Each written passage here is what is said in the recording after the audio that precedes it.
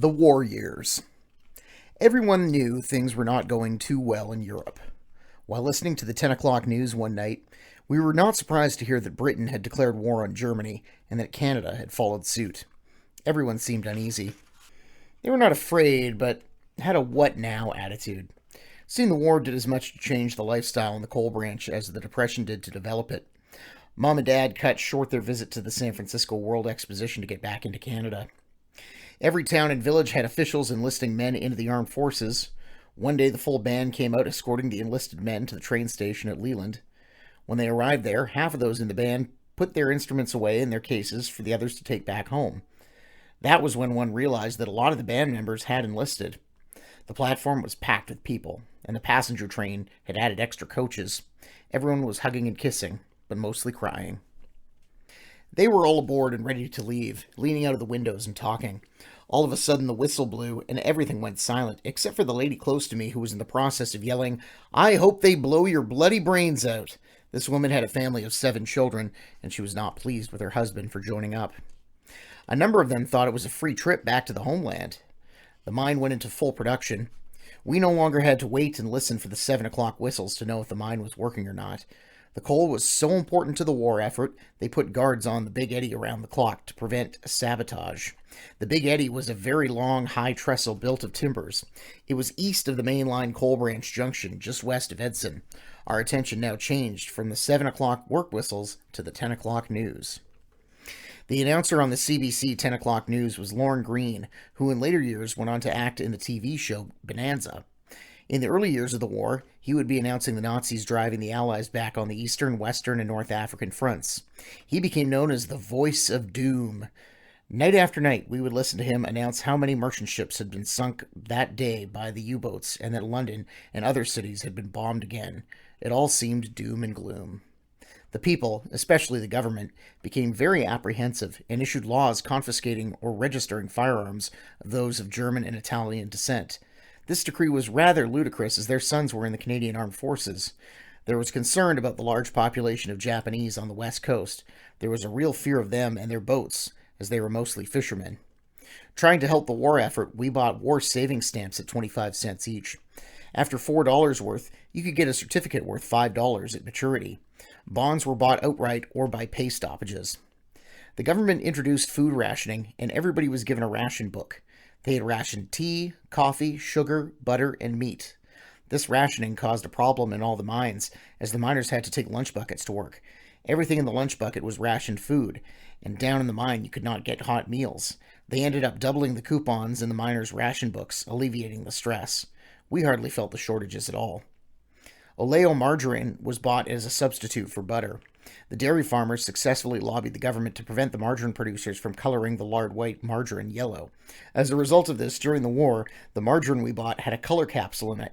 In order to transform the white margarine to the more appealing look of butter, you would have to break the capsule in the plastic bag and keep twisting, squeezing, and kneading it in to mix the color. My brother and I used to fight for the job, but it was not too long before we got tired of it. It became a pain in the neck and a nuisance if you were in a rush. It was rather amusing to find out that they also used dye and butter in the wintertime to make it look yellow. Another treat offered to us was peanut butter made out of soybeans. Did it taste like peanut butter? In a way, yes, but really, no. If it had been called something else, it might have been tolerated. Every mouthful was compared to peanut butter, and it was just not able to measure up. It left a strange taste in your mouth. Another commodity that was in limited supply was brandy and other alcohol. My mother, who had never had alcohol in the house after Dad passed away, asked my brother to bring home a bottle of brandy in case it was needed. It seemed many people did the same thing. I would not be surprised if more was sold after it was limited than before. If you could not get any, cheer up. There was always Jack the Frog. John Lahoro was of French descent. He was known as Jack the Frog. He had a still in the muskeg around Weald, where he distilled moonshine. His product was of such high quality that the demand for it on the coal branch was great. I would not be surprised if it was sampled at most of the dances and gatherings on the coal branch. The RCMP tried many times to catch him, but with warnings from train whistles and trainmen, they failed.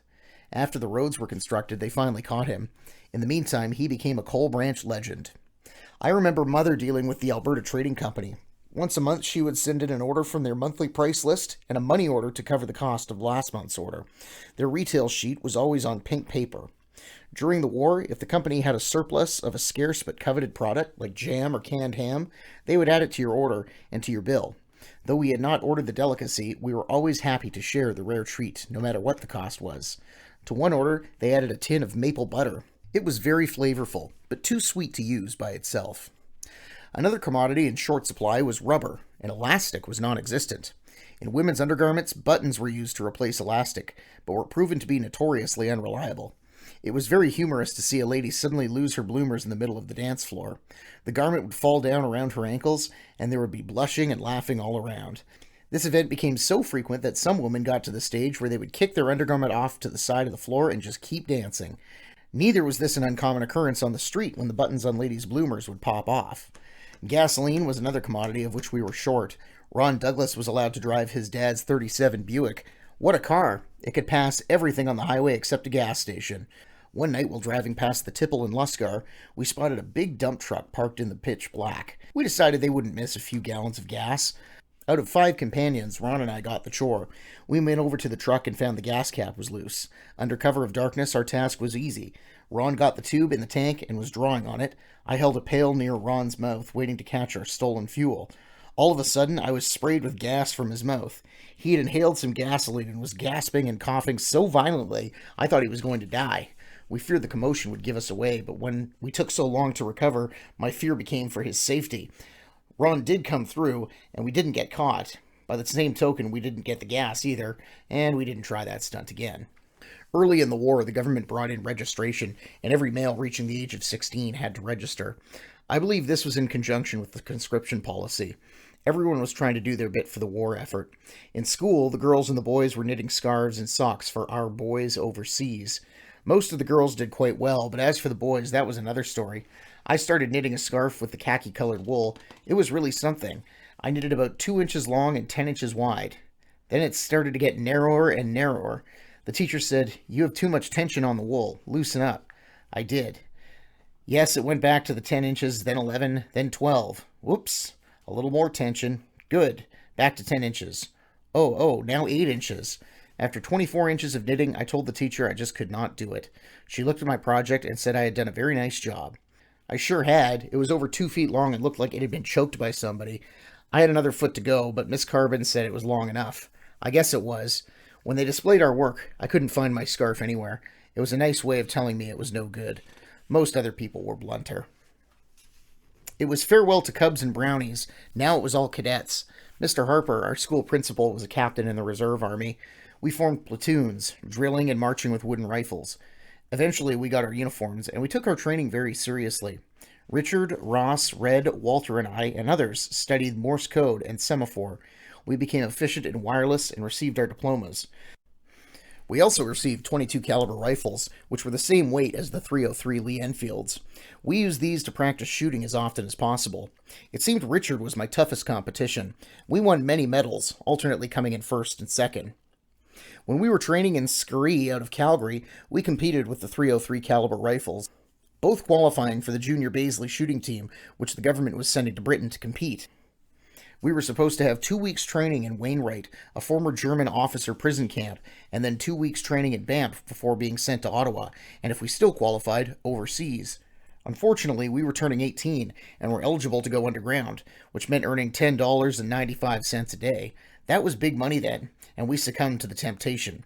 Had my father been alive, he probably would have talked some sense into me.